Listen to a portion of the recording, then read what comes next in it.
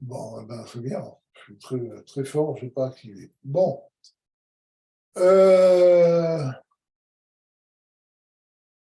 Ok. Alors, on va résumer ce qu'on a dit parce que bon, je viens d'activer l'enregistrement. Donc, ce qu'on a dit, c'est qu'il y a deux niveaux d'amour de Dieu. L'amour Bechol Nafshecha et l'amour Bechol Meodecha. Et on a expliqué que l'amour Bechol Nafshecha, c'est lié à notre âme qui veut que le niveau le plus haut qui est en elle, qui est lié avec Dieu, descende vers le bas. Alors que Bechol Nafshecha, pardon, à Bechol Meodecha, c'est le désir que l'âme a de se fondre en Dieu, et de pas de rester, d'amener les plus hauts niveaux vers le bas, mais d'amener les plus bas niveaux vers le haut. D'accord? De se fondre en Dieu. Et on avait dit que cet amour extraordinaire, absolu que l'âme peut avoir, elle l'acquiert en passant par un corps. D'accord? Alors, pourquoi c'est en passant par le corps que l'âme acquiert ce désir absolu d'aller vers Dieu? Chez les filles, Shagouf, Mastir, Mérod, parce que du fait que le corps cache énormément l'âme, c'est-à-dire que le corps, l'âme dans le corps ne perçoit pas du tout Dieu, ni même sa source, etc. Comme c'est expliqué dans un mahamar du Rabbi précédent, l'âme en tant que telle n'a pas du tout de relation avec le monde matériel. D'accord? Ça ne l'intéresse pas, elle ne veut qu'aller vers Dieu. Quand elle est dans le corps, tout le divin lui est caché. Il lui faut réfléchir à la divinité, il faut faire un travail sur lui-même, le juif doit faire un travail sur lui-même pour avoir un désir d'aller vers Dieu, etc. D'accord? Et donc, comme tout ça vient du fait que le corps cache l'âme, cache la spiritualité de l'âme et la source de l'âme à plus forte raison. Et donc, comme le corps cache cette spiritualité, la reine a l'idée d'Arka, c'est pour ça que par le fait que l'âme vienne dans le corps, Tavo Atsaaka Niflaa Biprinat Meron Mamash. C'est-à-dire, c'est le premier, c'est l'explication pshat de Yitron Haor Minachocher. Vous savez, quand Shlomo Melach a dit Yitron Haor Minachocher, l'explication simple, c'est que on voit la grandeur de la lumière quand on est dans l'obscurité. Si on est tout le temps dans la lumière, on ne voit pas tellement sa grandeur. On est habitué à cette lumière. Mais lorsqu'on est dans l'obscurité et qu'on revient dans la lumière, là, on s'aperçoit de la grandeur de la lumière.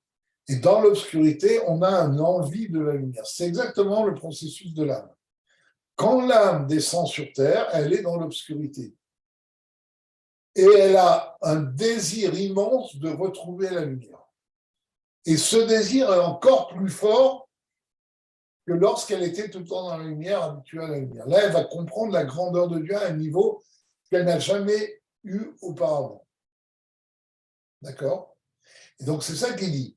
La reine a l'idée d'Afka, c'est sûrement par ça, Tavo Atsaaka Niflaa, du Prinat Meorod Mamash. Va venir le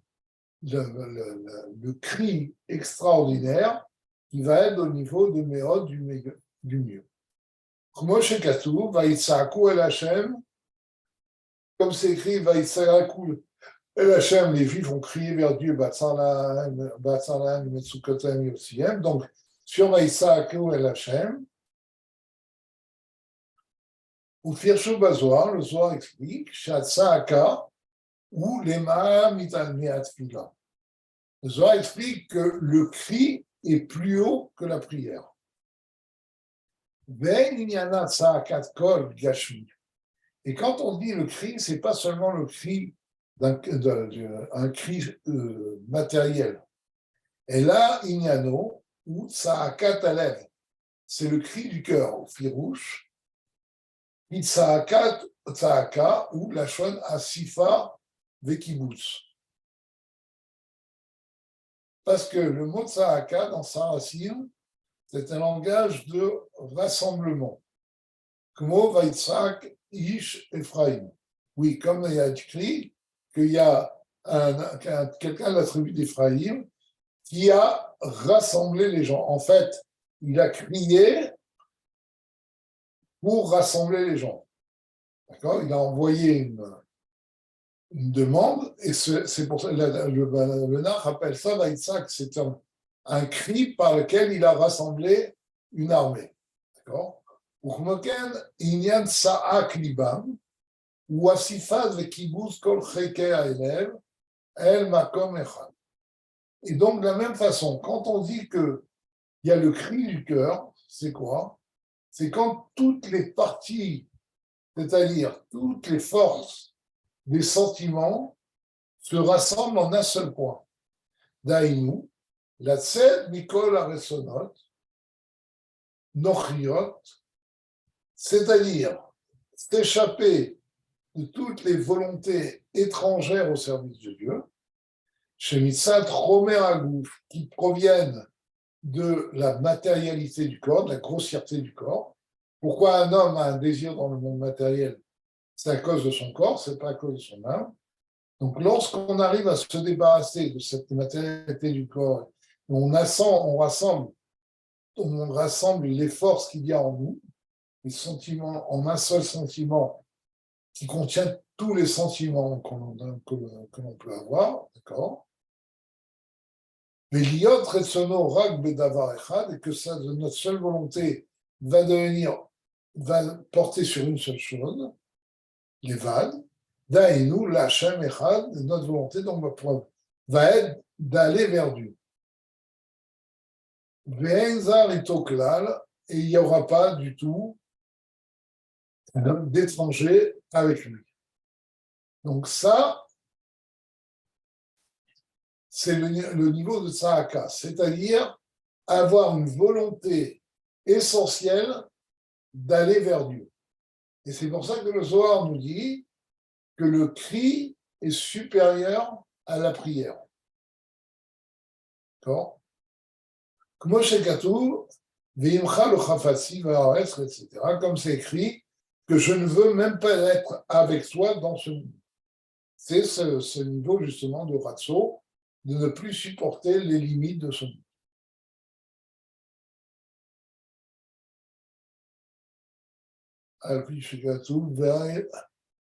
Oui. Vous savez, c'est cette phrase que prononçait le Baal Hatanya dans sa prière, quand il arrivait à un niveau d'attachement très grand de Dieu par sa prière. Il disait, je nie ton monde futur, ni ce monde-là, ni ton monde futur, je veux toi et seulement toi. D'accord? Et donc, ça, c'est la tzahaka, c'est ce désir essentiel d'aller vers Dieu. Rien d'autre nous intéresse. Et c'est ça qu'on appelle transmettre son âme à Dieu, c'est-à-dire ne vouloir se fondre en Dieu. Chez Nacho Sono, ou Rag Be'echad Levad, c'est-à-dire que son âme et sa volonté ne sont que pour Dieu. Et pour rien d'autre que Dieu, il n'y a rien qui se mêle à ce désir, à cette volonté. Chez Imitorer Levavo Lachem, ועדיין יש בלבבו גם כן כשרות הלב ותענוגי העולם הזה, parce que si on a un sentiment pour Dieu qui est encore mélangé avec des plaisirs divins, des plaisirs de son monde, pardon, et Messirut Nefesh, ce n'est pas Messirut Nefesh, on n'a pas transmis notre âme. Comme j'ai entendu une fois de Raman de Futafaz dans la Farwagen, il a dit, qu'est-ce que c'est que Messirut Nefesh? Il y a des gens qui pensent, mais Sirut Nefesh, c'est sauter du 6e étage, faire des choses extraordinaires, etc. Il a dit non. Mais Sirut Nefesh, c'est le pshat. C'est transmettre son âme à Dieu. Ne pas garder un peu de son âme pour soi. Ça, c'est la avoda b'msirut nefesh, c'est-à-dire d'être complètement investi dans le divin. D'accord? Et donc, cette avoda de Messirut Nefesh, c'est l'expression de cette Messirut Nefesh, de cette volonté essentielle d'aller vers Dieu. On n'a pas de désir pour autre chose. D'accord?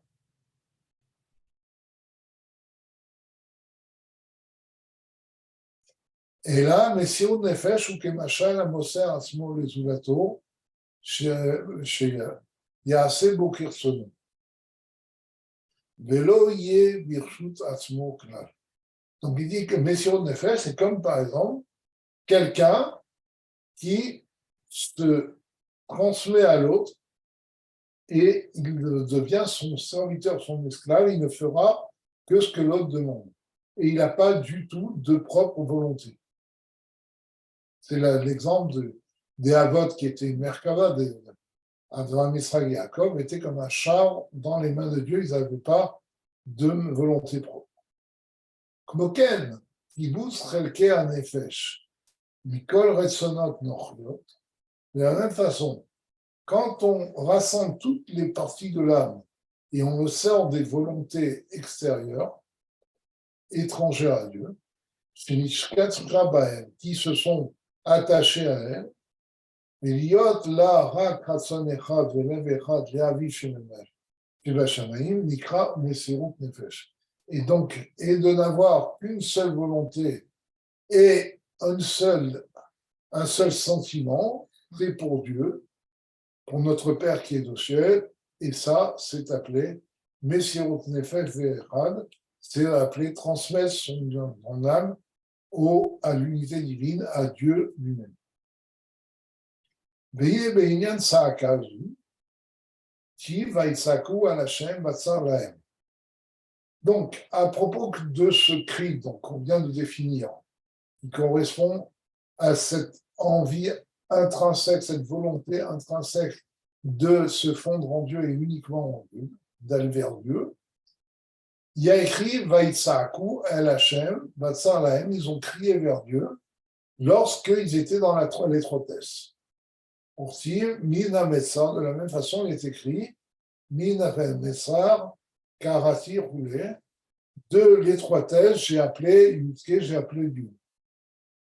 Mechamat Ametsar, chez Tsar Loméod, Mipene qui a Retsonot, Azarot, Bastirim à la Havar, Machikim Oto, il est Kasha Kesha Miti Bachem Echad.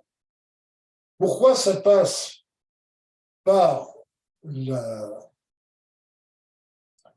l'étroitesse? De quelle étroitesse s'agit-il?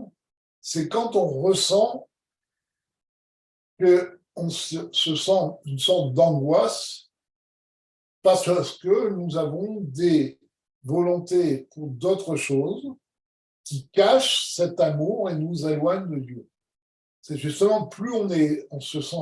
Ça, c'est le travail du Baal Teshuvah. Vous savez, c'est expliqué longuement dans Chassidut que on cite la Gemara qui dit que là où un Baal Teshuvah se trouve, même les tzadikim mourim ne peuvent pas se trouver. Pourquoi?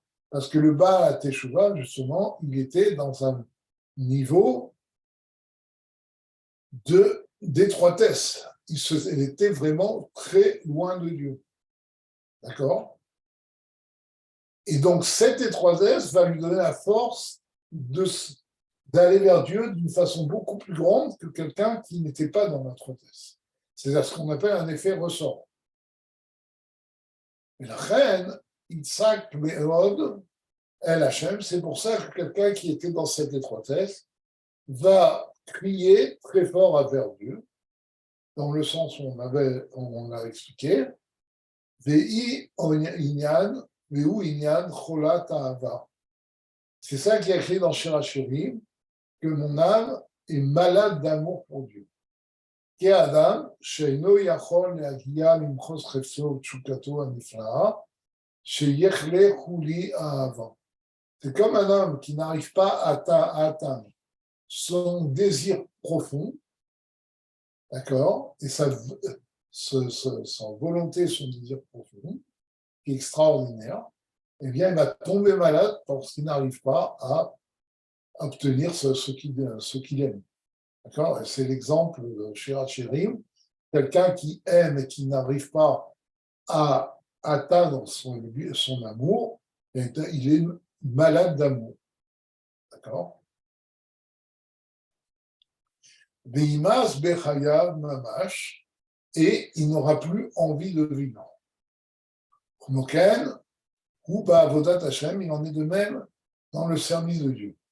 Inyan nivze beinav nimas, c'est ça qui a écrit dans Tehillim que il est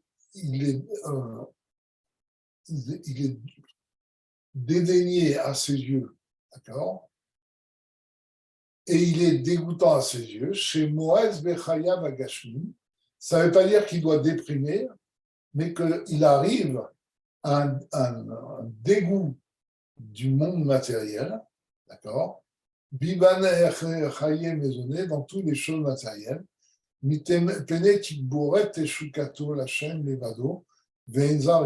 Parce qu'il a un désir immense d'aller vers Dieu seulement, et il ne désire rien d'autre que ça. Vous savez, alors vous allez me dire, oh, là on parle de choses éminemment hautes, qu'est-ce que ça peut nous apporter? Il y a un travail des midotes, enfin un travail, pas pire chassidout, sur soi-même, qui peut faire qu'un chassid arrive à quelque chose qui ressemble à ça. Il y a une histoire qu'on raconte chez les chassidim. Il y avait un chassid qui était un homme d'affaires, il était associé avec un goy. Et le goy ne comprenait pas, ce chassid était toujours perdu dans ses pensées, il était toujours tourné vers la spiritualité, il voyait qu'il y avait quelque chose, il s'est dit, c'est pas possible. Un homme ne peut pas être comme ça. Donc, qu'est-ce qu'il a fait? Un jour, le chassid est allé chez le goy pour faire la comptabilité. Et le goy a demandé à sa servante de servir le thé dans le plus simple appareil. D'accord? Donc, elle est arrivée comme ça.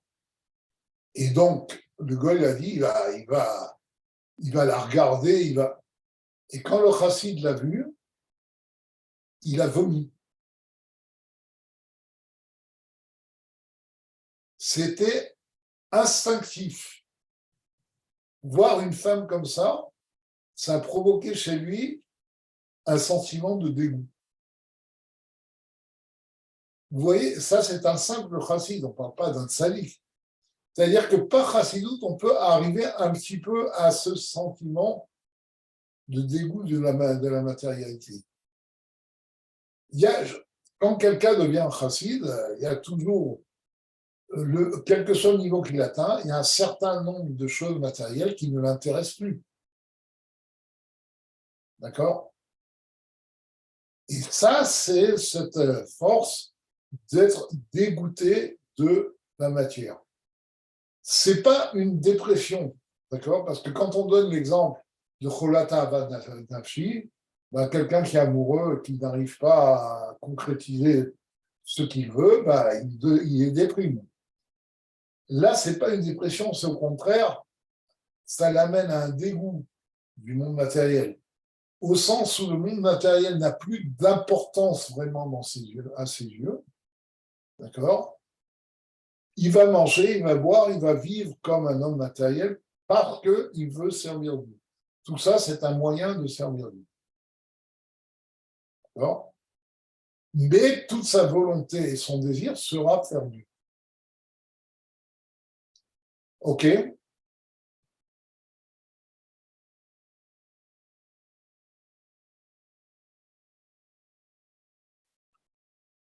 Bon, on va arrêter là. C'est ça, plus ou moins au milieu d'un sujet. Bon. Voilà. Donc, je vais arrêter l'enregistrement que je n'ai jamais vraiment commencé. Donc, j'ai commencé au milieu. Et il ne me reste plus qu'à vous donner rendez-vous à dimanche prochain, des Shavuot Tov.